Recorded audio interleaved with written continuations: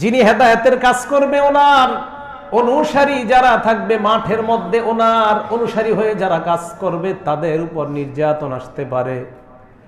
আমার নবীর সাহাবা আম্মার, সুমাইয়া, হযরতে বেলাল, আবু বকর সিদ্দিক রাদিয়াল্লাহু তাআলা আনহুম, তাদের উপর কি পরিমাণ নির্যাতন হয়েছে নবীকে হেদায়েতের কর্ম থেকে বন্ধ করার জন্য। টার্গেট কিন্তু নবী, নির্যাতন মাঠ কর্মীদের উপর, টার্গেট নবী, যে মোহাম্মদ তুমি বিরত হও।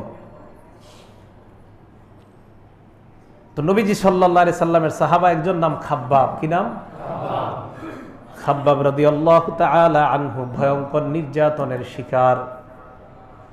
বুখারী শরীফের বর্ণনা 3852 নম্বর হাদিস। হযরতে খাব্বাব বলেন, আতাইতুন নবিয়্য সাল্লাল্লাহু আলাইহি ওয়াসাল্লাম, আমি নবীজির কাছে আসলাম। আসার পর নবীজিকে দেখলাম, ওহুয়া মুতাওয়াসসিদুন বুরদাতান ওহুয়া ফি জিল্লিল কাবা, কাবা শরীফের ছায়ার মধ্যে উনি ওনার চাদরটাকে বিছানা বানাইয়া, ওই বিছানাটা চাদর বানাইছে নবীজি সাল্লাল্লাহু আলাইহি ওয়াসাল্লাম, চাদরটাকে বিছানার মতো, আরেকবার বালিশ বানাইছে, চাদরটাকে গোল কইরা বালিশ। দেশ গ্রামের মানুষ যারা খেতে খামারে কাজ করে, কাজ করতে করতে যখন ক্লান্ত হয়ে যায় 12টা-1টার দিকে দেখবেন গামছাটারে বালিশ বানাইয়া খেজুর গাছের নিচে শুয়ে থাকে। দেখছেন নি আপনারা? শহরের মানুষ এই উপলব্ধি কেমনে আনবেন? নবীজি সাল্লাল্লাহু আলাইহি ওয়াসাল্লাম নিজের চাদরটাকে বালিশ বানাইয়া কাবা চত্বরে শুয়ে আছে। দৃশ্যটা কল্পনা করেন তো, আল্লাহর পরে যিনি শ্রেষ্ঠ, কি সহজ সরল ভাবে শুয়ে রয়েছে। হ্যাঁ, চাদরে বালিশ বানায় শুয়ে রয়েছে। আমি জানেন এগুলো পড়ি আর ভাবি কি আজীব কথা। খাব্বাব ইবনুল আরত নবীর কাছে আসছে। আসার পর বললেন, ইয়া রাসূলুল্লাহ, আল্লাহ তাদউল্লাহ লানা, আমাদের জন্য কি দোয়া করবেন না? নির্যাতন সহ্য করতে পারি না।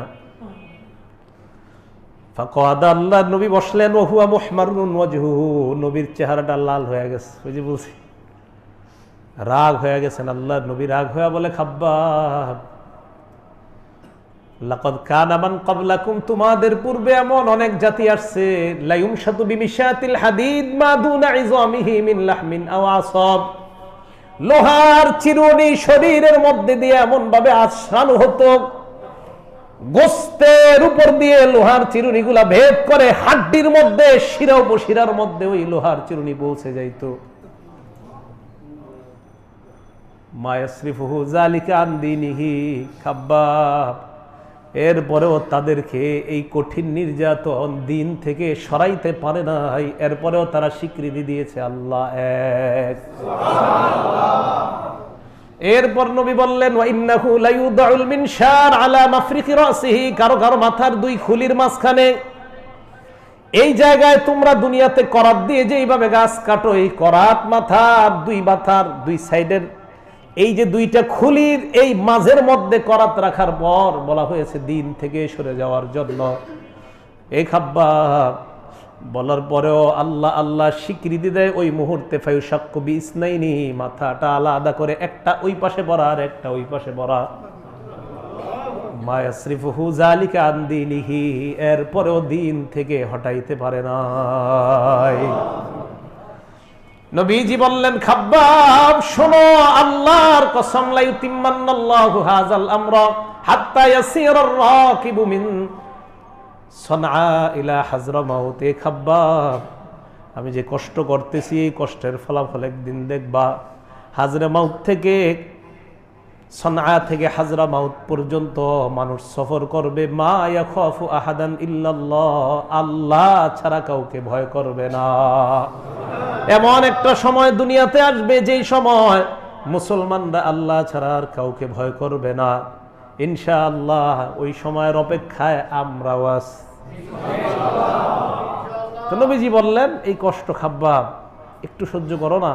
তাহলে দেখেন নির্যাতনটা কিরকম হয়েছে। তো খাব্বাব এইগুলা বইলা চলে গেছে, কিন্তু নবীজি তো মনে মনে কষ্ট, এটা না এমনি মুখ দিয়ে সান্ত্বনা দিস, মনে কষ্ট, হারে আজকে আমাকে তারা বাধা দেওয়ার জন্য আমার কর্মীদেরকে এইভাবে মারে। এই সংবাদ আসছে ইতিমধ্যে নবীর কানে আরেক সংবাদ আসছে। কানা বিলালুন মামলুকান লি উমাইয়া ইবনে খালফ, হযরতে বেলাল যার গোলাম ছিল তার নাম ছিল উমাইয়া। বেলালের ব্যাপারে হযরতে ওমর বলেন, একদিন হযরতে বেলালকে আমি বললাম, বেলাল তোমার জামাটা উঠায়া দেখাও, একটু তোমার শরীরটা দেখতে চাই। জামা উঠাইছে, উঠায়া দেখে বেলালের হাড্ডিগুলা মনে হয় আগুন দিয়া কেউ সেক দিস।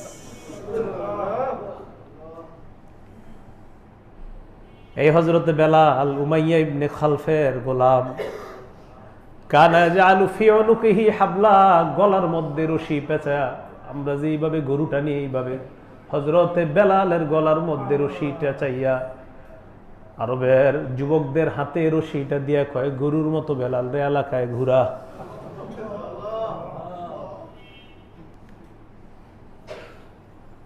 হযরতে বেলাল রে এইভাবে ঘুরায়। এরপরেও যুবকরা বেলালের ঠোঁটের দিকে তাকায়, তাকানোর পর দেখে এইভাবে একটা মানুষকে রাস্তায় রাস্তায় উত্তপ্ত বালুর মধ্যে ঘুরায়। ওই মানুষটার জবান থেকে বের হয়, আহাদ আহাদ। আমি এই মুহূর্তেও স্বীকৃতি দিলাম আল্লাহ এক।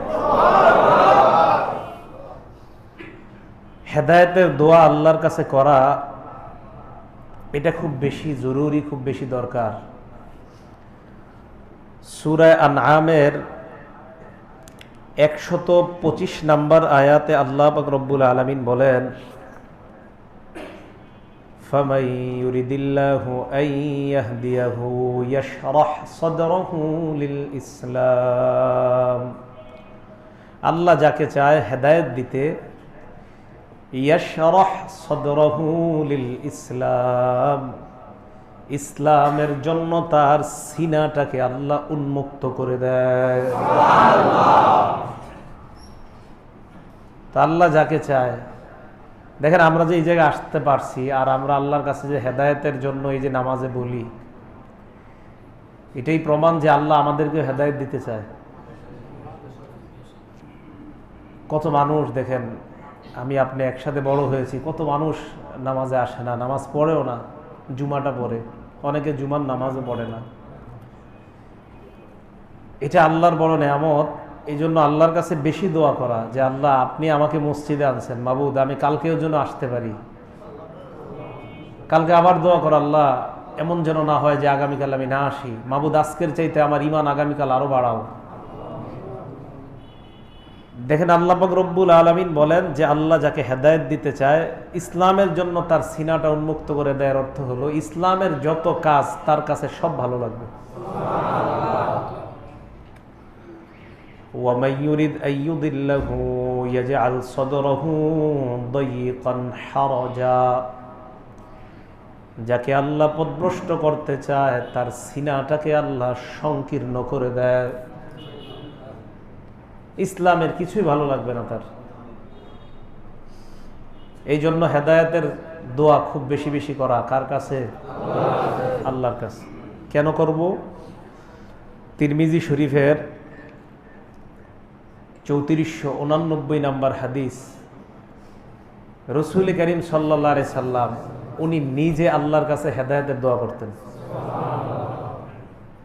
নবীজি প্রায় আল্লাহর কাছে এই দোয়া করতেন, আল্লাহুম্মা ইন্নী আসআলুকাল হুদা ওয়াত তুকা ওয়াল আফাফা ওয়াল গিনা।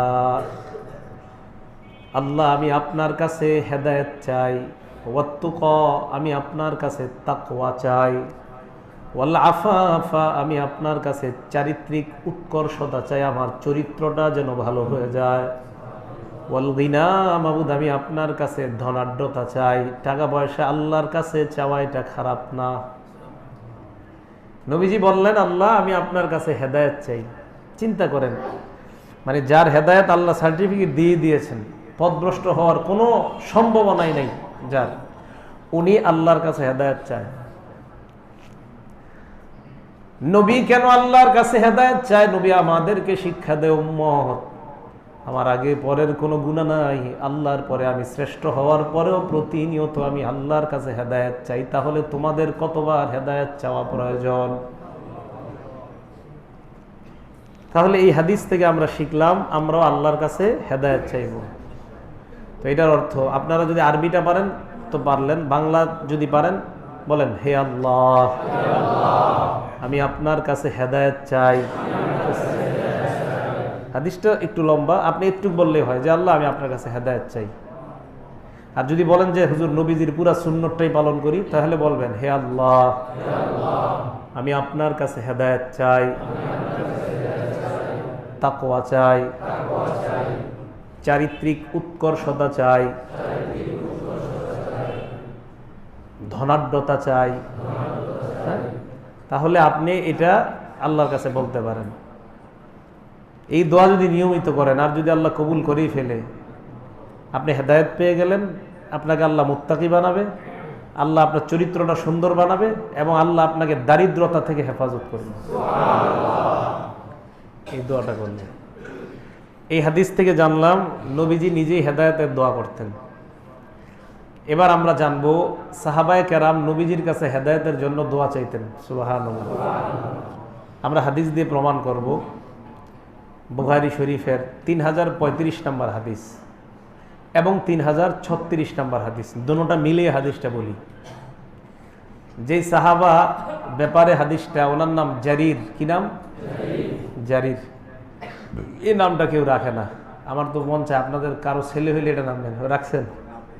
মাশাআল্লাহ মাশাআল্লাহ, জারির। হ্যাঁ, তো এই নামটা আমার কিন্তু খুব পছন্দের নাম। হ্যাঁ, জারির নবীজির একজন সাহাবা। তো রাসূল করিম সাল্লাল্লাহু আলাইহি সাল্লামের, দেখেন এটা কেন পছন্দের একটা কারণ আছে। আমার ছেলের নাম হুজাইফা, এটা হলো আমার আম্মা, আমার বিবি, ওনাদের পছন্দ ছিল। আমার পছন্দ ছিল কিন্তু এটা। আর যাই হোক, উনিও নবীর সাহাবা। তো জারির কেন পছন্দ, একটা কারণ আছে। হযরতে জারির বলেন, মা হাজাবানি রাসূলুল্লাহ সাল্লাল্লাহু আলাইহি ওয়াসাল্লাম মুনযু আসলামতু। আমি ইসলাম ধর্ম গ্রহণ করার পর নবীর সাথে আমার এত মোহাব্বত তৈরি হয়ে যায়, আল্লাহর নবী কখনো ওনার কাছে যাওয়ার জন্য আমাকে কখনো নিষেধ করে নাই। অন্য কোন সাহাবাকে হয়তো নবী বলেছেন তুমি পরে আসো, অমুক সময় আসো, আমি যতবার গিয়েছি ততবার আল্লাহর নবী আমাকে সুযোগ দিয়েছেন। তাহলে ওনার বৈশিষ্ট্য আছে। এরপরে কি বল, দেখেন, ওয়ালা রাআনি মুনযু আসলামতু ইল্লা তাবাসসামা ফি ওয়াজহি।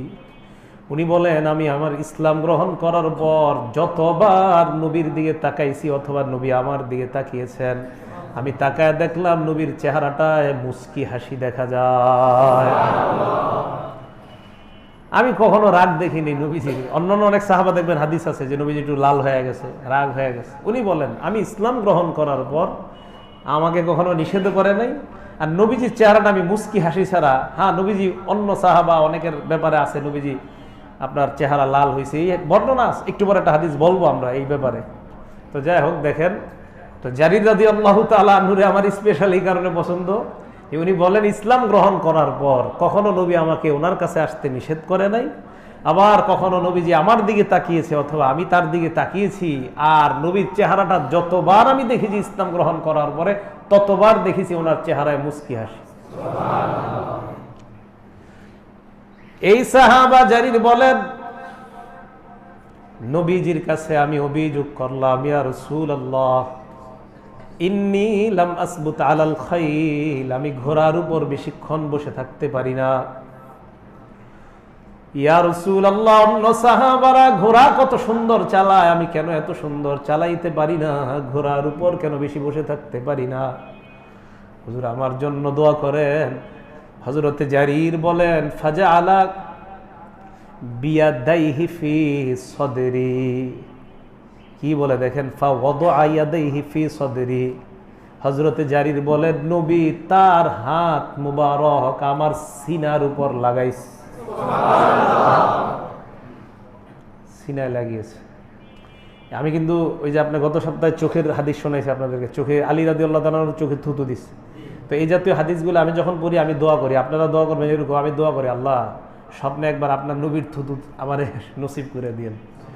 আবার এই হাদিসটা যখন পড়ি তখন বলি আল্লাহ একবার যদি স্বপ্নে নবী শরীরটাতে একটু ধরত। তো হযরতে জারির বলেন আমার বুকে হাত রাখছে, রাখার পর আল্লাহর কাছে দোয়া করছে, আল্লাহ আল্লাহুম্মা সাব্বিতহু, আল্লাহ আমার এই জারিরকে আপনি অটল রাখেন, আমার জারির যেন ঘোড়ার উপর অটল থাকতে পারে, ওয়াজআলহু হাদিয়াম মাহদিয়া, আমার এই জারিরকে এমন একজন সাহাবা বানায় দেন তার মাধ্যমে যেন অন্য মানুষ হেদায়েত পায়, আর সেও যেন মরণ পর্যন্ত হেদায়েতের উপর থেকে যায়। কি সুন্দর দোয়া! ওর মাধ্যমে যেন অন্য মানুষ হেদায়েত পায়, আর ওকেও মাবুদ আপনি হেদায়েতের উপর রাখেন। আপনি চিন্তা করেন, এই দোয়া যদি কোনো নবী কোন সাহাবার জন্য করে, তার আর কি দরকার? এই হাদিস থেকে বোঝা যায় আল্লাহ ওয়ালা বুজুর্গানি দিন যারা আছে, বুজুর্গ উলামায়ে কেরাম, তাদের কাছে গিয়ে দোয়া চাওয়া, হুজুর আমার জন্য দোয়া করবেন। আমি যাদের কাছে হাদিস পড়ছি, আমি আমার উস্তাদদের সাথে দেখা হলেই বলি, আপনাদের ঋণ জিন্দিগিতেও শোধ করা যাবে না। বিশ্বাস করেন, আমার কোনো উস্তাদের ব্যাপারে আমার কোনো অভিযোগ নাই। না স্কুল বলেন, মক্তব বলেন, মাদ্রাসা বলেন, আলিয়া বলেন, জেনারেল বলেন, কোনো লাইনের কোনো উস্তাদের প্রতি আমার কোনো অভিযোগ নাই, কারো প্রতি কোনো অভিযোগ নেই। অনেক সময় ছাত্রদের বিভিন্ন দাবি দাওয়া থাকে, তো অনেক সময় উস্তাদদের বিভিন্ন আইন পছন্দ হয় না। এই জাতীয় আমার কোনো অভিযোগ নাই, এই পর্যন্ত নাই। কেন নাই জানেন? কারণ আমি তো এই জাতীয় যোগ্যতা সম্পন্ন কেউ ছিলাম না, আল্লাহ তো আমাকে মাদ্রাসায় আনছে। তো এইখানে আবার আমার অভিযোগ কি থাকবে? আমাকে যে একটা অক্ষর শিক্ষা দিয়েছে, আমি তো তার গোলাম। এখানে তো অভিযোগ থাকার কথাই না। ওস্তাদদের ব্যাপারে ছাত্রের অভিযোগ কিভাবে থাকে? চাই ইউনিভার্সিটির হোক, চাই স্কুলের উস্তাদ হোক, চাই মাদ্রাসার হোক, উস্তাদ তো উস্তাদ, একজন শিক্ষক, মাথার তাজ, ব্যাস, সে যেই লাইনের উস্তাদ হোক। আমি স্কুলে একজন হিন্দু টিচারের কাছে পড়ছি, তো ওই স্যারকে রাস্তাঘাটে যখন দেখতাম, ওনার বাজারের ব্যাগটা হাতে নিতাম, উনি মারা গেছে, ওনার বাজারের ব্যাগটা নিয়ে যত সময় পর্যন্ত ওনার সাথে হেঁটে যাওয়া যায় সেই পর্যন্ত যাইতাম। হিন্দু টিচার, উনি তো শিক্ষক আমার। হ্যাঁ, ওনার সাথে ধর্মীয় একটা ব্যাপার আমার পার্থক্য, কিন্তু উনি আমার শিক্ষক, আমি ওনার কাছে পড়ছি, উনি আমাকে অঙ্ক পড়াইছে। তো সেই শিক্ষক শিক্ষক শিক্ষকদের আলাদা মর্যাদা, কোনো সন্দেহ নাই। এজন্য শিক্ষকদের কাছে, উস্তাদদের কাছে আপনারা মর্যাদা তো সব উস্তাদকে দিবেন, উনি যেই ধর্মেরই হোক। শিক্ষক আমার শিক্ষক। আর যেটা বললাম, এই সাহাবা নবীজির কাছে হেদায়েতের দোয়া চেয়েছে। আমরা আমাদের উস্তাদ যারা আছে, আমাদের পীর বুজুর্গ, এলাকার মধ্যে হক্কানি আলেম যারা আছে, হাফিজ জুজুরে মাদ্রাসায় কত বড় বড় আল্লাহ ওলিরা আছে। আপনাদের লালবাগ মাদ্রাসা, আপনারা তো ভাগ্য সৌভাগ্যবান, আশেপাশে অনেক মাদ্রাসা আপনাদের, বড় বড় ওলামায়ে কেরাম যারা একদম প্রাচীন হাফিজ জুজুরকে দেখছে, এমন আলেমরা আছে। এই জাতীয় আলেম এখনো যারা আছে, যারা হাফিজ জুজুর রহমতুল্লাহ আলাইকে দেখছে, মনে রাখবেন, দেখার একটা আলাদা সৌভাগ্য আছে। সাহাবারা নবীজিকে দেখছে বলেই তাদের এত মর্যাদা। তা হাফিজ জুজুর রহমতুল্লাহকে যারা দেখছেন, তাদের আলাদা একটা মর্যাদা আছে। তাদের কাছে গিয়ে দোয়া চাওয়া, যে আমার জন্য একটু দোয়া করেন, আমি যেন হেদায়েতের উপর থাকতে পারি। আমি তো ওরকম যোগ্যতা সম্পন্ন মানুষ না যে আল্লাহ আমার মসজিদে আনছে, আমি তো সারা জীবন শুকরিয়া আদায় করে শেষ করতে পারবো না। তো হুজুর আমার জন্য একটু দোয়া করেন, আমি যেন মরণ পর্যন্ত এইভাবে মসজিদের সাথে লেগে থাকতে পারি, মাদ্রাসার সাথে লেগে থাকতে পারি। এই হাদিস দ্বারা প্রমাণ হয় এইভাবে আমরা ওলামায়ে কেরামের কাছে দোয়া চাওয়া। আল্লাহ তৌফিক দান করেন। নিজেকে সবসময় ছোটই মনে করা, যে আমি তো আসলে এরকম যোগ্যতার না, আল্লাহ আপনি আমাকে আনছেন। আপনি না আনলে মাবুদ আপনি পারতেন আমাকে গাছ বানাইতে, কিন্তু আপনি আমাকে মানুষ বানাইছেন। আপনি গরু বানাইতে পারতেন আমাকে, আল্লাহ আপনি বানান নাই, আপনি আমাকে মানুষ বানাইছেন। এই শুকরিয়াটা তো সারা জীবন আদায় করে শেষ করা যাবে না, যে আমাকে আপনাকে আল্লাহ মানুষ বানাইছেন। তাহলে হেদায়েতের জন্য নিজে দোয়া করা, অন্য বুজুর্গ উলামায়ে কেরামের কাছে দোয়া চাওয়া, আল্লাহ উভয়টার উপরে আমল করার তৌফিক দান করেন।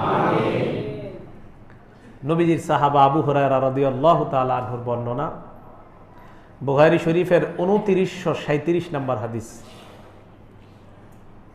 তুফাইল রাদিয়াল্লাহু তাআলা আন নবীজির কাছে আসছে, তুফাইল ইবনে আমর আদ-দাউসি। এই নামগুলো আসা উচিত সমাজে। তুফাইল সাহাবার নাম, কি নাম? তুফাইল। তো তুফাইল ইবনে আমর আদ-দাউসি রাদিয়াল্লাহু তাআলা আন, উনি আর ওনার সাথীরা নবীজির কাছে আসছে। ওনার গোত্রের নাম দাউস গোত্র। আসার পর রাসূলকে বললেন, ইয়া রাসূলুল্লাহ, ইন্না দাউসান আসাত ওয়া আবাদ, দাউস গোত্র নাফরমানি করে, অস্বীকার করে। ইয়া রাসূলুল্লাহ, উদউল্লাহ আলাইহা, দাউস গোত্রের বিরুদ্ধে আপনি বদদোয়া করেন। নবীজি বললেন, আল্লাহুম্মা হদি দাউসান, আল্লাহ আপনি দাউস গোত্রকে হেদায়েত দান করে দেন। হুজুর আপনি বদদোয়া করেন, নবীজিকে আল্লাহ হেদায়েত দিয়ে দেন। এই জন্য নিজেরা নিজের হেদায়েতের জন্য দোয়া করব, অন্য ভাইদের জন্য দোয়া করব। আল্লাহ, আমার ওই ভাই, একসাথে আমরা কত চলাফেরা করলাম, আজকে সামান্য বিষয় আমার ভাই আমার থেকে আলাদা, মাবুদ তুমি আমার ওই ভাইগুলাকে হেদায়েত দান করে দাও। দোয়া করা যাবে না ইনশাআল্লাহ? আল্লাহ তৌফিক দান করেন। আর আমি আপনাদেরকে প্রায় বলি, দোয়া খুব বেশি দোয়া করা, দোয়া খুব বেশি করা, খুব বেশি। আর এটাও বলছি একদিন যে এক দিনের মধ্যে একটা সময় নির্ধারণ করবেন যে আমি এই সময়টা ডেইলি আল্লাহর কাছে অনেকক্ষণ দোয়া করবো। একদম যা পারেন মন থেকে বলতেই থাকবেন, ইচ্ছা মতো বলতে থাকবেন যতক্ষণ পারেন। একটা সময় নির্ধারণ করবেন ডেইলি, বাসায় হতে পারে, মসজিদে হতে পারে। অনেক ভাইয়েরা চুপে চুপে কাঁদতে পারে, বাস আপনি কোনো আড়ালে বসে যান, মসজিদের আড়ালে বসে যান। যদি বলেন না হুজুর আমি চুপে চুপে কান্না খুব ভালো লাগে, কোনো সমস্যা নেই, ওটা আরো ভালো। আপনি ঘরের কোনো আড়ালে বসে চুপে চুপে কান্দেন আর বলেন আল্লাহ আমি আপনি ছাড়া কেউ নাই মাবুদ, আল্লাহ আপনি যদি আমারে ক্ষমা না করেন আমি কোথায় যাব? কান্না করেন। আল্লাহ আপনাকে ক্ষমা করবে না তো কাকে করবে বলেন? করবে। তাহলে হেদায়েতের জন্য নিজে দোয়া করা, অন্যের জন্য দোয়া করা, অন্যের কাছে দোয়া চাওয়া। আমরা এই প্রথম এই হাদিসগুলো থেকে তিনটা জিনিস জানলাম: নিজের জন্য দোয়া করা, অন্যের কাছে দোয়া চাওয়া, তৃতীয় জানলাম অন্যদের জন্য হেদায়েতের দোয়া করা। আল্লাহ আমাদের সকলকে আমল করার তৌফিক দান করেন। হেদায়েত, এটা তো একটা গেল দোয়া করা, আর একটা হেদায়েতের দাওয়াত দেওয়া। গত সপ্তাহে আমি বলছিলাম হেদায়েতের দাওয়াতের ব্যাপারে। আজকে আমরা জানবো হেদায়েতের দাওয়াত আমরা দিতে গেলে মৌলিকভাবে 7টি বাধার সম্মুখীন হতে পারি আমরা। কয়টি বাধা? হেদায়েতের দাওয়াত অন্য কাউকে দিতে গেলে মৌলিকভাবে 7টি বাধার সম্মুখীন হওয়া লাগতে পারে। 1 নাম্বার, যিনি হেদায়েতের দাওয়াত দিবেন আপনার উপর ব্যক্তি আক্রমণ আসতে পারে, অর্থাৎ আপনার উপরে নির্যাতন আসতে পারে। মনে রাখবেন, এরপরে আমি ব্যাখ্যা করতেছি। 2 নাম্বার, আপনার মাঠ কর্মী যারা তাদের উপরে আঘাত আসতে পারে। 3 নাম্বার, আপনার সমর্থক যারা তাদের উপরে আঘাত আসতে পারে। এগুলো আমি বলতেছি, মাঠ কর্মী আর সমর্থকের পার্থক্যটাও বলবো। 4 নাম্বার, আপনার চরিত্রের উপর কোনো অপবাদ আসতে পারে এই কাজকে বাধাগ্রস্ত করার জন্য। 5 নাম্বার, আন্তর্জাতিকভাবে আপনার উপরে চাপ আসতে পারে। 6 নাম্বার, আপনাকে লোক প্রলোভনের মাধ্যমে এই কাজ থেকে বিরত রাখার চেষ্টা করা হতে পারে। 7 নাম্বার, আপনাকে বয়কট করা হতে পারে সামাজিকভাবে, সামাজিকভাবে আপনাকে বয়কট করা হতে পারে। এই 7টা ভাবে আপনার উপর নির্যাতন আসতে পারে। 1 নাম্বার, খুব মন দিয়ে শুনবেন, হেদায়েতের দোয়া করা, নিজের জন্য দোয়া করা, অন্যের জন্য দোয়া করা, অন্যের কাছে দোয়া চাওয়া, হেদায়েতের দাওয়াত দেওয়া। আবার বলছি, হেদায়েতের দোয়া করা, নিজের জন্য, অন্যের কাছে দোয়া চাওয়া, অন্যের জন্য দোয়া করা, অন্যকে হেদায়েতের দাওয়াত দেওয়া। বলেন তো, অন্যকে হেদায়েতের দাওয়াত দিতে গেলে মৌলিকভাবে কয়টা বাধার সম্মুখীন হওয়া লাগতে পারে? 1 নাম্বার, যিনি হেদায়েতের কাজ করবেন আপনার উপর নির্যাতন আসতে পারে। 1 নাম্বার, আমাদের নবীর উপর নির্যাতন কি পরিমাণ আসছে এগুলা তো স্পষ্ট কথা।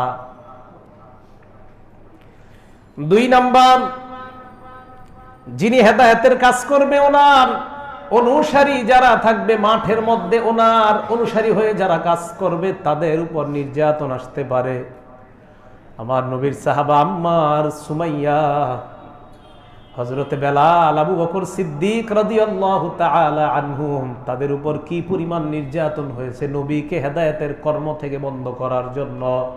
টার্গেট কিন্তু নবী, নির্যাতন মাঠ কর্মীদের উপর, টার্গেট নবী, যে মুহাম্মদ তুমি বিরত হও। তো নবীজি সাল্লাল্লাহু আলাইহি সাল্লামের সাহাবা একজন নাম খাব্বাব। কি নাম? খাব্বাব রাদিয়াল্লাহু তাআলা আনহু ভয়ঙ্কর নির্যাতনের শিকার। বুখারী শরীফের বর্ণনা 3852 নম্বর হাদিস। হযরতে খাব্বাব বলেন, আতাইতুন নবিয়্য সাল্লাল্লাহু আলাইহি ওয়াসাল্লাম, আমি নবীজির কাছে আসলাম, আসার পর নবীজিকে দেখলাম, ওহুয়া মুতাওয়াসসিদুন বুরদাতান ওহুয়া ফি জিল্লিল কাবা, কাবা শরীফের ছায়ার মধ্যে উনি ওনার চাদরটাকে বিছানা বানাইয়া, ওই বিছানাটা চাদর বানাইছে নবীজি সাল্লাল্লাহু আলাইহি ওয়াসাল্লাম, চাদরটাকে বিছানার মতো, আরেকবার বালিশ বানাইছে, চাদরটাকে গোল কইরা বালিশ। দেশ গ্রামের মানুষ যারা খেতে খামারে কাজ করে, কাজ করতে করতে যখন ক্লান্ত হয়ে যায় 12টা 1টার দিকে দেখবেন গামছাটারে বালিশ বানাইয়া খেজুর গাছের নিচে শুয়ে থাকে। দেখছেন নি আপনারা? শহরের মানুষ এই উপলব্ধি কেমনে আনবেন? নবীজি সাল্লাল্লাহু আলাইহি ওয়াসাল্লাম নিজের চাদরটাকে বালিশ বানাইয়া কাবা চত্বরে শুয়ে আছে। দৃশ্যটা কল্পনা করেন তো, আল্লাহর পরে যিনি শ্রেষ্ঠ কি সহজ সরল ভাবে শুয়ে রয়েছে, হ্যাঁ, চাদরে বালিশ বানায় শুয়ে রয়েছে। আমি জানেন এগুলো পড়ি আর ভাবি কি আজীব কথা। খাব্বাব ইবনুল আরত নবীর কাছে আসছে, আসার পর বললেন, ইয়া রাসূলুল্লাহ আলা তাদউল্লাহ লানা, আমাদের জন্য কি দোয়া করবেন না? নির্যাতন সহ্য করতে পারি না। ফাকাদ, আল্লাহর নবী বসলেন, ওয়া হুয়া মুহমারুন ওয়াজহুহু, নবীর চেহারাটা লাল হয়ে গেছে। ওই যে বলছি রাগ হয়ে গেছেন। আল্লাহর নবী রাগ হয়ে বলে, খাব্বাব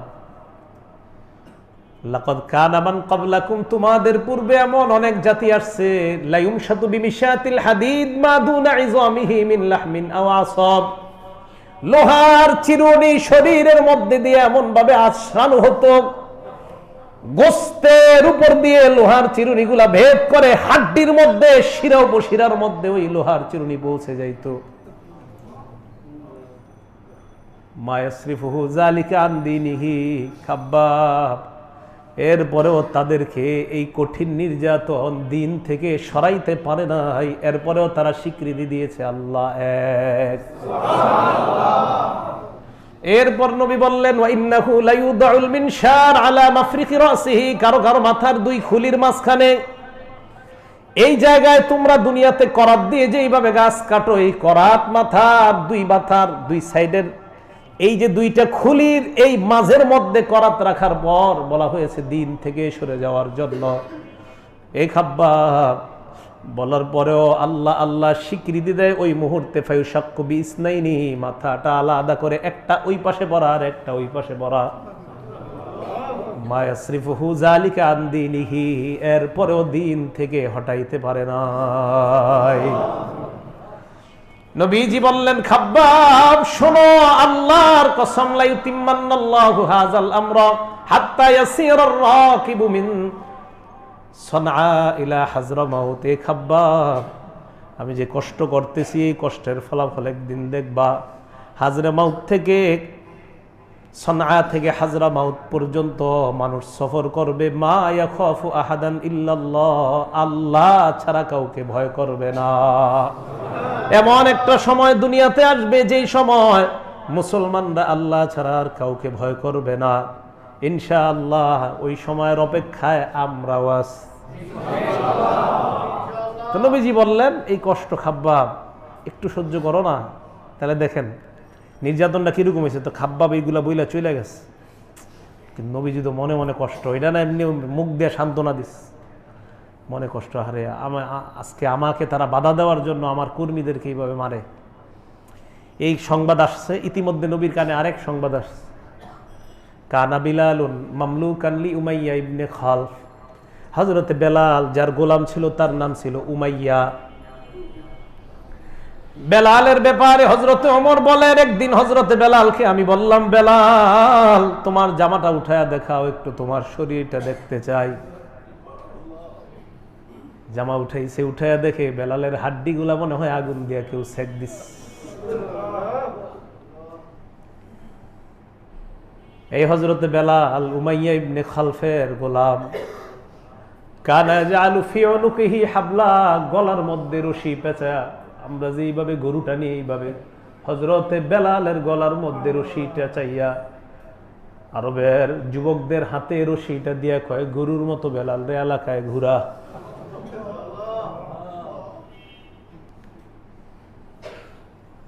হযরতে বেলাল রে এইভাবে ঘুরায়। এরপরেও যুবকরা বেলালের ঠোঁটের দিকে তাকায়, তাকানোর পর দেখে এইভাবে একটা মানুষকে রাস্তায় রাস্তায় উত্তপ্ত বালুর মধ্যে ঘুরায়। ওই মানুষটার জবান থেকে বের হয়, আহাদ আহাদ, আমি এই মুহূর্তেও স্বীকৃতি দিলাম আল্লাহ এক।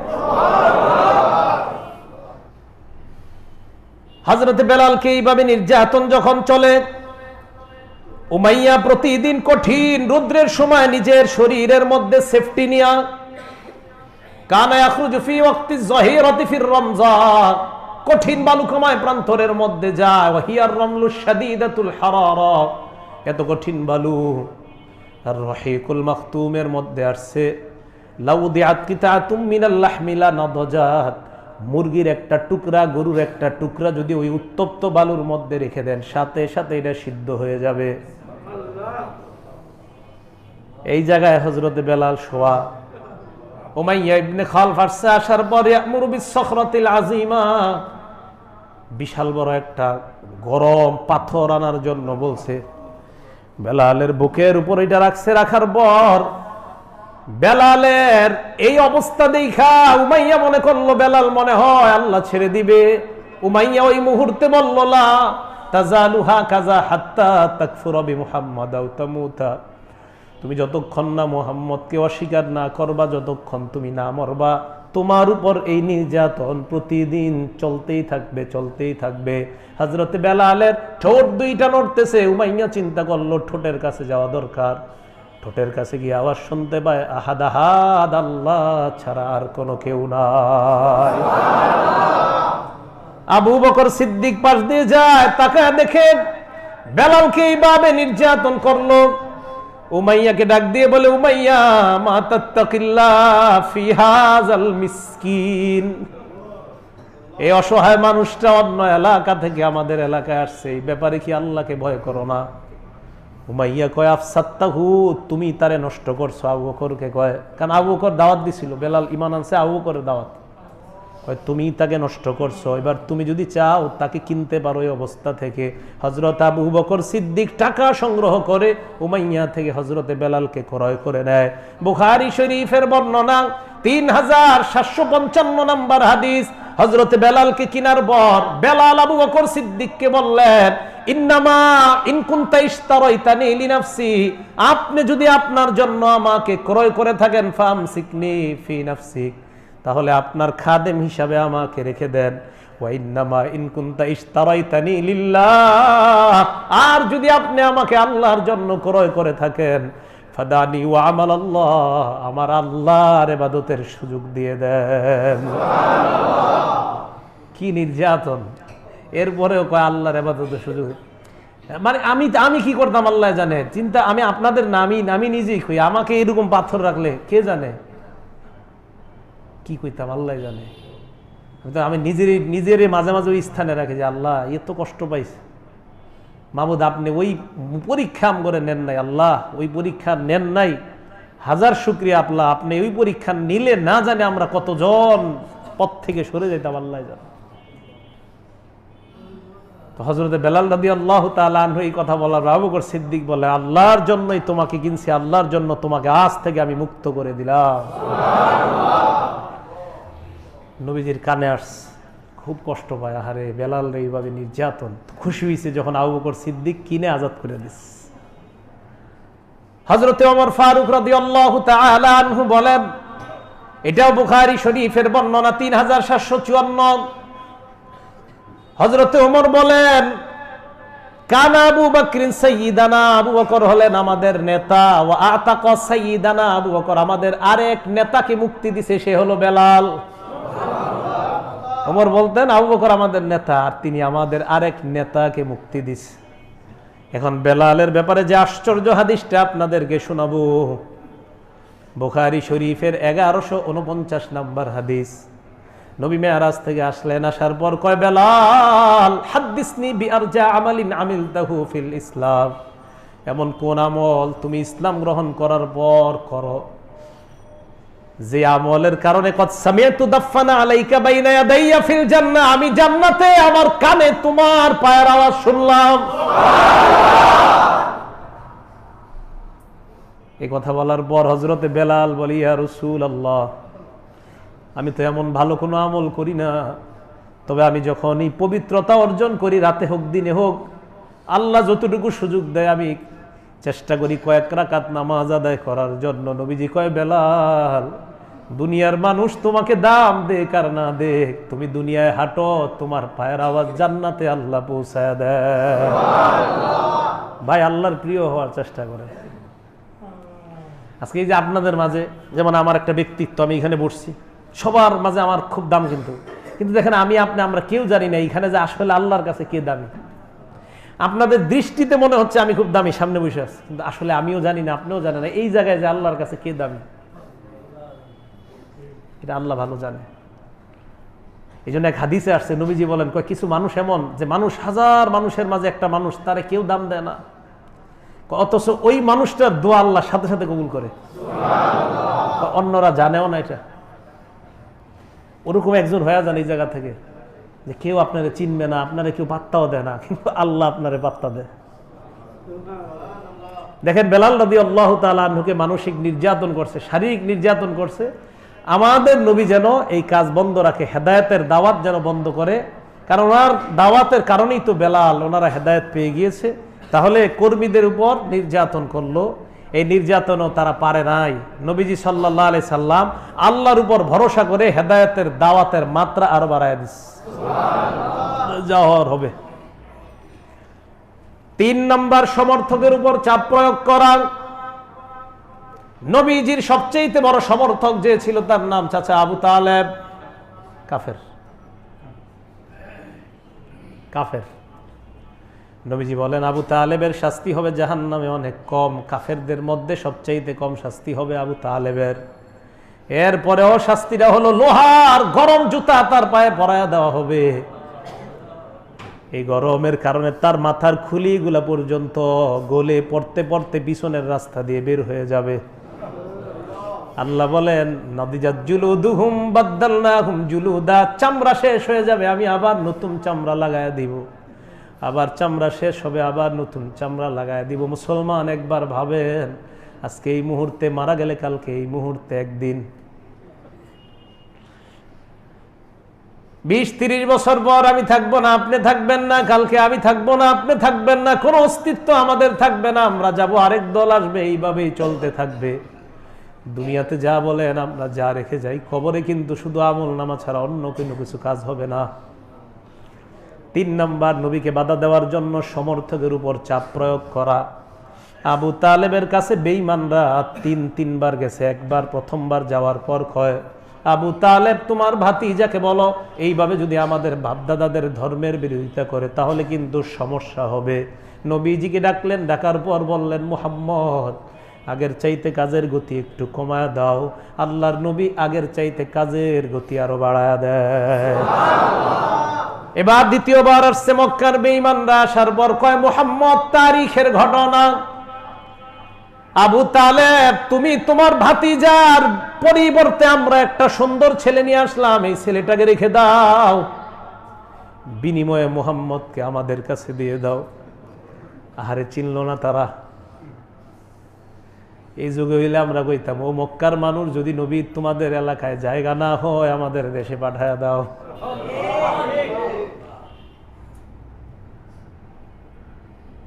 মক্কা থেকে যখন মদিনায় যাইতেছিল হিজরত কইরা, পিছনের দিকে তাকায় বারবার কাঁদছে যে আল্লাহ আমার এই জায়গায় জন্ম, আমার মায়ের পেটে এইখানে আসলাম, এইখান থেকে আমাকে বের করে দেয় আল্লাহ।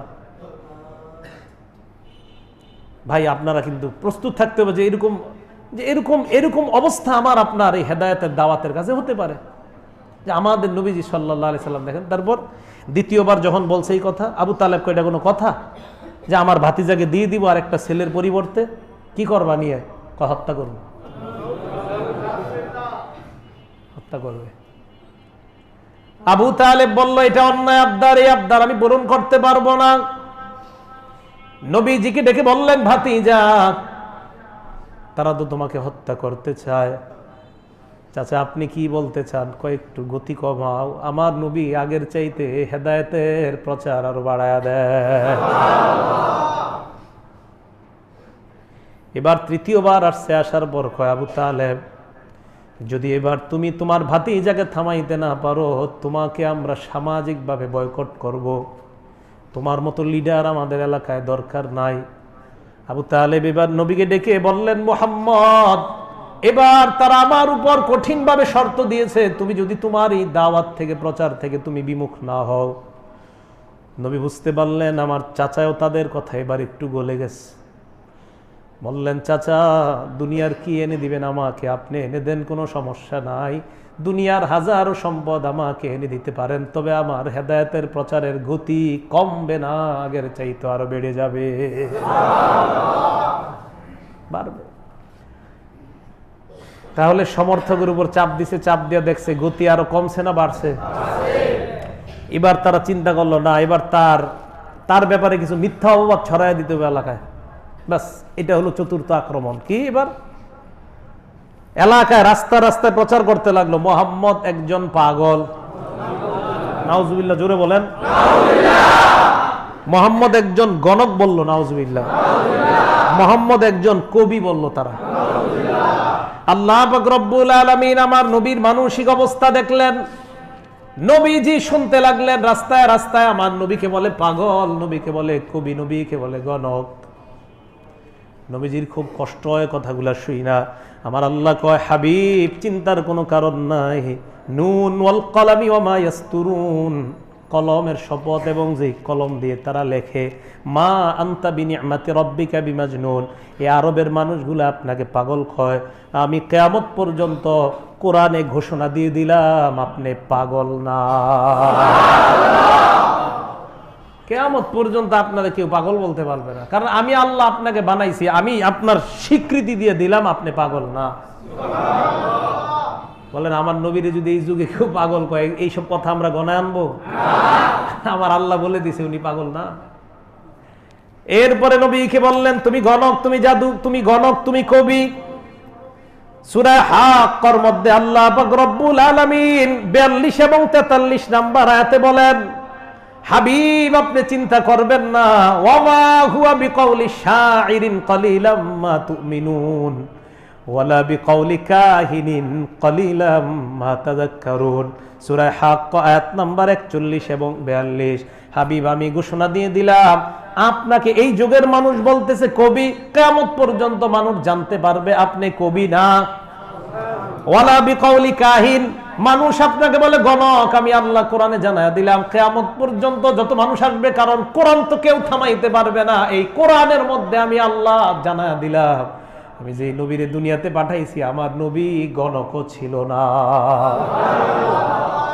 আমার নবীরে আল্লাহ বলছে আপনি পাগল না, আপনি গণক না, আপনি কবি না।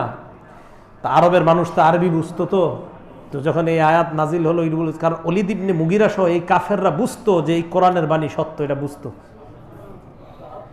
এরা এই আয়াত শুনে বুঝতে পারছে না, এগুলা বইলা কামাইব না, কারণ আরবের মানুষ আরবি বুঝে, আর আরবি এই ভাষার শব্দ চয়ন তারা দেখলেই বুঝবে এগুলা কোনো মানুষের কথা না, এগুলো আল্লাহরই কথা। তো কি করতে হবে? কয় চতুর্থ ধাপ বাদ। এবার পঞ্চম কি? আন্তর্জাতিকভাবে মুহাম্মদ সাল্লাল্লাহু আলাইহি সাল্লাম তাকে বাধা দাও। কিভাবে? কিছুদিন পরে হজের মৌসুমে মোহাম্মদ ওর আশেপাশে যদি বিভিন্ন হাজী সাহেবরা আসতে পারে, সর্বনাশ হয়ে যাবে। কত কি করার দরকার? মোহাম্মদের আশেপাশে হাজী সাহেবদেরকে ভিড়তে দেওয়া যাবে না। ওলীদ ইবনে মুগীরা খুব জ্ঞানী একজন ব্যক্তি ছিল আরবের, তাকে সভাপতি মনোনীত করে একটা মিটিং বসলো কিভাবে এই গতি থামানো যায়। তো ওলীদ ইবনে মুগীরা বলো তোমাদের মধ্যে কেউ একজন পরামর্শ দাও। তো একজন পরামর্শ দিল, আমরা তাকে অন্য মানুষের কাছে পাগল বলে চালায় দেব। দেখেন একটু আগে আল্লাহ বলছে পাগল না। তো ওলীদ ইবনে মুগীরা এই কথা শোনার পর কয়, থুর, এটা কোনো প্রস্তাব হইল? কয় কেন? কয় দুনিয়ায় আমি অসংখ্য অগণিত পাগল দেখছি, মুহাম্মদের কথায় কোনো পাগলামিও নাই, তাকে দেখা পাগলও মনে হয় না। একজন বেঈমানের মুখ দিয়ে আমার আল্লাহ প্রকাশ করে দিলেন আমার নবী পাগল না। এবার তাদের একজন বলল, তাহলে আমরা তাকে গণক বলি। ওলীদ ইবনে মুগীরা কয়, ধুর মিয়া, দুনিয়ার কত গণকের কাছে আমি গেলাম, কত গণকের সাথে আমি উঠা বসা করলাম, মুহাম্মদের কথায় সামান্য কোনো গণকের ছাপ নাই। এইগুলো না অন্য কিছু কও। এই ওলীদ ইবনে মুগীরা কিন্তু এখনো কাফের, মানে কাফের অবস্থায় মরছে। ওর মুখ দিয়া কি বের হইতেছে দেখেন। তাহলে তাকে আমরা কবি বলি। এটা কোনো কথা? আমি তো নিজেই কবি। ওলীদ ইবনে মুগীরা কয়, আমি তো নিজেই কত কবিতা রচনা করতে পারি, মুহাম্মদের কথাবার্তা কবিদের কথার সাথে কোনো মিল নাই। অন্য কিছু কও। তাহলে জাদুঘর কই? ওলীদ ইবনে মুগীরা কয়, কত জাদুঘর আমি দেখলাম, মুহাম্মদের কথার মধ্যে জাদুর লেশ মাত্র নাই। হ্যাঁ, তবে একটা করা যায়, তার কথা যেহেতু মানুষ মন্ত্রমুগ্ধ হয়ে শুনে এই জন্য শেষেরটা রাখা যায়, তবে জাদুঘর না। ওয়ালিদ ইবনে মুগিরা বলল জাদুঘর না, তবে শেষেরটা এই জন্য রাখা যায় যেহেতু তার কথা সবাই মন দিয়ে শুনে, তাই অন্তত এটা বলা যায়। পয়েন্টে পয়েন্টে লোক দাঁড়ায় যাও, কেউ আসলেই বলবা এখানে একটা জাদুঘর আছে, তার কাছে যাবেন না। মানুষ আসে, আসার পর জনগণকে জানায় দেয় এই জায়গায় কিন্তু একটা জাদুঘর আছে, তার আশেপাশেও বিরবেন না। সব জনগণ একজন আরেকজনের কাছে কয় কি এমন জাদুঘর, আসতে দেরি খালি এই কথাই সবাই কয়, মুখে মুখে একই কথাই, জায়গায় নাকি একজন জাদুঘর। আরবের একটা প্রবাদ বাক্য আছে, আন্নাসু হারিসুন ফি মা মুনিআ, মানুষকে যেই বিষয়ে নিষেধ করা হয় মানুষ ওই দিকে বেশি আগ্রহী হয়। যখন মানুষ মুখে মুখে বলতে লাগলো একজন গণক আছে, জাদুঘর আছে, তার কাছে যাবে না, হাজার হাজার মানুষ কয় তাহলে তো তাকে এক নজর দেখা দরকার। নবীজির কাছে গেছে, যাওয়ার পর কয় তোমার মুখে নাকি জাদু আছে, কি জাদু দেখাও, আমগরে একটু দেখাও। নবী কয় আমি তো জাদু বিদ্যা জানি না, যেই কথাগুলো আমার মুখ দিয়ে বের হওয়ার কারণে তারা আমাকে জাদুঘর কয়, এই কথাগুলো আমি আপনাদেরকে শোনাইতে পারি। আরে নবীর মুখে যার উপর কোরআন নাজিল হয়েছে তার তেলাওয়াত কত জানি সুন্দর ছিল, ওনার উপরে কোরআন নাজিল, ওনার তেলাওয়াত কেমন। হ্যাঁ, একটা কথা মনে এসে পড়ছে, বলে ফেলি। নবীজির সাহাবা উবাই ইবনে কাব রাদিয়াল্লাহু তাআলা, এই উবাই ইবনে কাবকে আল্লাহ রাসূল একদিন কোরআন শোনাইতেছে। এটা একদিন হযরতে উবাইকে যখন কোরআন শোনায়, হযরতে উবাই থামে, নবী আরো কোরআন শোনায়। হযরত উবাই কয় হুজুর আপনি আমারে কোরআন শোনান, আপনার উপর কোরআন নাজিল হয়, আপনি আমারে কি কোরআন শোনান হুজুর। হযরতে উবাইকে নবী আরো কোরআন শোনায়। আল্লাহর নবী কয় উবাই তোমার তেলাওয়াত আল্লাহ এত পছন্দ করে, ওই আল্লাহ আমাকে হুকুম করছে আমি যেন তোমার তেলাওয়াত শোনাই তোমাকে। আরেক বর্ণনায় নবীজি কয় উবাই তুমি আমারে কোরআন শোনাও। হযরত উবাই বলেন আমি বারবার কোরআন শোনাই। নবী কয় আরো শোনাও, আবার শোনাই, নবী কয় আরো শোনাও। এক পর্যায়ে উবাই কয় হুজুর আপনারে আমি কোরআন কিভাবে শুনে, আপনার উপর তো কোরআন নাজিল হয়। হযরতে উবাইকে আল্লাহ নবী কয় উবাই আল্লাহ বলছে আমি যেন তোমার তেলাওয়াত কানে শুনতে পাই। হযরত উবাই কয় আল্লাহু সাম্মানি, হুজুর আল্লাহ আমার নাম নিছে। সাহাবা কয় হুজুর আল্লাহ আমার নাম নিছে। নবীজি কয় হ্যাঁ আল্লাহ তোমার নাম নিছে, কারণ তোমার তেলাওয়াত এত মজা, আল্লাহর কাছেও মজা লাগে, এই জন্য আল্লাহ তোমার নাম নিয়ে বলছে আমি যেন তোমার থেকে কোরআন শুনি। দেখছেন আমার নবীর সাহাবার তেলাওয়াত যদি এত সুন্দর হয়, তা আমার নবী যার উপরে কোরআন নাজিল ওনার তেলাওয়াত কেমন। বেঈমানদেরকে বলে আমি তোমাদেরকে কি শোনাবো, আমার যে কথাগুলাকে তারা জাদু বলে চালায় এইগুলা তোমাদের সামনে আমি শোনাইতে পারি। আল্লাহ নবী কোরআন থেকে তেলাওয়াত করা শুরু করলেন, অসংখ্য অগণিত হাজির চোখ থেকে পানি বের হয়, দলে দলে কালিমা পড়ে মুসলমান হয়ে যায়। আন্তর্জাতিক বাধা লাভ হয়নি। বেঈমানরা কয় কিরে ঘটনা তো উল্টো হয়ে গেল। এবার ৬ নম্বর কৌশল, লোভ প্রলোভনের মাধ্যমে আমাদের নবীজিকে আটকাবে। নবীজি কাবার পাশে বসা, উতবাহ মনে রাখবেন নামটা, উতবাহ, তা দিয়া কফ দিয়া না, তা দিয়া উতবাহ, ওর নাম পুরা নাম উতবা ইবনে রবিআহ। কাবা শরীফের পাশে বসা, এই তারিখের ঘটনা। পাশে গিয়ে বসছে, বৈশাখ হয় ভাতিজা একটু কথা বলতাম তোমার সাথে। নবীজি কয় চাচা বলেন, সমস্যা কি বলেন। তোমার কাছে 4টা প্রস্তাব নিয়ে আসছে। জি বলেন। 1 নাম্বার, ভাতিজা আমগো বাপ দাদা গো ধর্মের আর কত বিরোধিতা করবা, তো তুমি যেন আর এদের বিরোধিতা না করো, এই লক্ষ্যে তোমাকে আমরা 4টা প্রস্তাব দিতে চাই। নবীজি বলেন চাচা বলেন। এবার নবীজি মন দিয়ে শুনতেছে। 1 নাম্বার প্রস্তাব, ইন কুনতা তুরিদু বিমা জিতা বিহি মিন হাদাল আমরি মালান জামানা লাকা আমওয়ালান কাসীরাতান তাকুনু আগনান নাস। তুমি যদি এই প্রচার, হেদায়েতের প্রচারের এই মাধ্যমে যদি তুমি টাকা পয়সা উপার্জন করতে চাও, তাহলে বলো তোমার জন্য প্রচুর পরিমাণ সম্পদ আমরা জমা করে দেই, তুমি হবা আরবের সবচাইতে শ্রেষ্ঠ ধনী। আল্লাহ নবী কোনো জবাব দেয় না, চুপচাপ। হ্যাঁ, আপনারা যদি আমার এই প্রস্তাব দেন, আমি গুমো দেন, টাকা পয়সা দেন, এরকমই হইব, কি আর হইব এখন? নবী চুপ। তখন উতবা ইবনে রবিয়া কয়, কি কিছু কয় না কা, মনে হয় পছন্দ হয় নাই। কয় ঠিক আছে ভাতিজা, বুঝছি, এবার দ্বিতীয়টা শোনো। ওয়াইন কুনতা তুরিদু বিমা জিতা বিহি মিন হাদাল আমরি শারাফা, তুমি যদি এই হেদায়েতের প্রচারের বিনিময়ে আরবের সুন্দরী কোন নারীকে বিয়ে করে মর্যাদাবান হতে চাও, বলো আরবে আমরা খুঁজে খুঁজে বের করব সবচাইতে সুন্দরী নারীর সাথে তোমাকে বিয়ের ব্যবস্থা করি। চুপ। 3 নাম্বার প্রস্তাব, ভাতিজা, ওয়াইন কুনতা তুরিদু বিমা জিতা বিহি মিন হাযাল আমরি মুলকান, তুমি যদি এই প্রচারের বিনিময়ে কোনো রাজত্ব চাও, বলো আমরা তোমাকে আরবের শ্রেষ্ঠ একজন রাজা বানায় দেই, তোমাকে আমরা রাজা বানায় দেই, সারা জীবন তুমি রাজত্ব করবা, এরপরেও আমাদের বাপদাদার ধর্মের বিরোধিতা করবা না। এই যে আমি আপনাদেরকে বলি, আমরা উলামায়ে কেরাম অথবা মুসলমানরা, আমরা ইসলাম প্রচারের বিনিময়ে আমরা রাজত্ব চাই না, তবে যারা রাজত্বে আছে তারা যেন ইসলাম কায়েমের পক্ষে সহযোগিতা করে, এটাই আমরা চাই। আওয়ামী লীগ, বিএনপি যারা আছেন, আপনারা আপনাদের ক্ষমতা চালান, কিন্তু এলাকার মধ্যে সুদ ঘুষের বিরুদ্ধে আপনারাই কথা বলেন, এলাকা থেকে সুদ উঠাইয়া দেন, ঘুষ উঠাইয়া দেন, ইনসাফ প্রতিষ্ঠা করেন, এটা আমরা চাই। নবীজির 3 প্রস্তাব দেওয়ার পর নবী চুপ। তো উতবা ইবনে রবিয়া কয়, এইরকম 3টা প্রস্তাব মুহাম্মদের পছন্দ হয় না। এবার চতুর্থ যে প্রস্তাবটা দিছে, অগ্রিম একবার বলেন নাউজুবিল্লাহ। উতবা ইবনে রবিয়া কয়, মুহাম্মদ তোমার উপরের 3টা প্রস্তাব পছন্দ হয় না, এর মানে তোমার মাথায় কোনো সমস্যা। বলো যদি কোনো সমস্যা হয়, নাতবুলাকা তিব্বাত তাবিবা, তোমার জন্য আমরা ডাক্তারের ব্যবস্থা করি, ডাক্তারি ঔষধের ব্যবস্থা করি। নবীজি শোনার পর কয়, কাকা আপনার কথা শেষ? কয় হ্যাঁ আমার কথা শেষ ভাতিজা, আর আমার কথা নাই। আল্লাহর নবী ইজা তাকাল্লামা, নবী যখন বেঈমানদের সাথে কথা বলতেন, কোরআনের মাধ্যমে কথা বলতেন। আমাদের নবী এবার তেলাওয়াত করতে লাগলেন, হামিম তানজিলুম মিনার রহমানির রহিম, কিতাবুন ফুসসিলাত আয়াতুহু কুরআনান আরাবিয়্যা লিকাওমি ইয়ালামুন। আরবের মানুষ আরব খুব ভালোই বুঝে, আরবি ভাষা।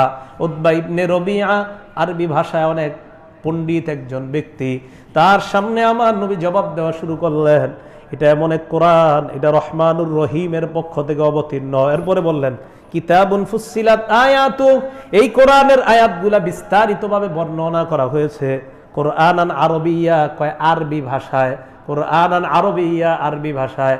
আমার নবী বুঝায়, চাচা আপনি না একজন আরবি, কয় না কিন্তু মুখ দিয়া বুঝাইতেছে আরবি ভাষায়, লিকাওমি ইয়ালামুন, যারা জ্ঞানী তাদের জন্য। চাচা আপনি বললেন আমার মাথায় সমস্যা, কোরআনের আয়াত দিয়ে বুঝায় দেয় আমার নবী এই কোরআন গ্রহণ করতে চায় না যারা, তাদের মাথায় সমস্যা। নবীজিরে বলছে সমস্যা, আমাদের নবী এমন আয়াত তেলাওয়াত করে, লিকাওমি ইয়ালামুন, চাচা যারা জানে তাদের জন্য এটা আরবি ভাষায়। মানে নবী বুঝাইলেন আপনি আরবি ভাষা জানেন না, তো যদি জানেন তা বুঝতে চান না কা? নবীজি এক এক করতে করতে 13টা আয়াত তেলাওয়াত করলেন। মাঝের আয়াতগুলা নবী যখন পড়তে থাকলেন, উতবা ইবনে রবিয়া আমার নবীর কথায় আকৃষ্ট হয়ে যাচ্ছে। 13 নাম্বার আয়াতটা যখন নবী পড়লেন, ফাইন আরাদু, নবী কোরআনের কথাগুলা বলার পরেও যদি মানুষ মুখ ফিরায় নেয়, ফাকুল আনজারতুকুম সাইকাতাম মিসলা সাইকাতি আদি ওয়া সামুদ, আপনি বলেন আমি তোমাদেরকে আদ সামুদের আযাবের ভয় দেখাই।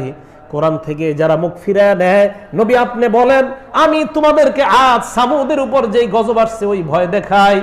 আল্লাহ এখনো আছে, আদ জাতির উপর যেই গজব আল্লাহ দিছে, সামুদ জাতির উপর যেই গজব আল্লাহ দিছে, আল্লাহ চাইলে ওই গজব এখনো দিতে পারেন।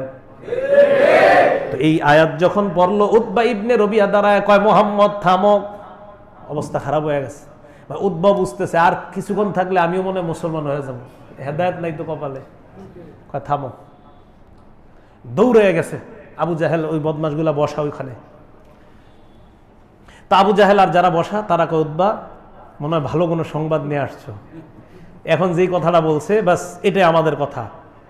উতবা ইবনে রবিয়া কয়, কি আর সংবাদ আনছি, কিছু হইলে তো আমি বিপদে পড়ে গেছিলাম, আর একটু হইলে।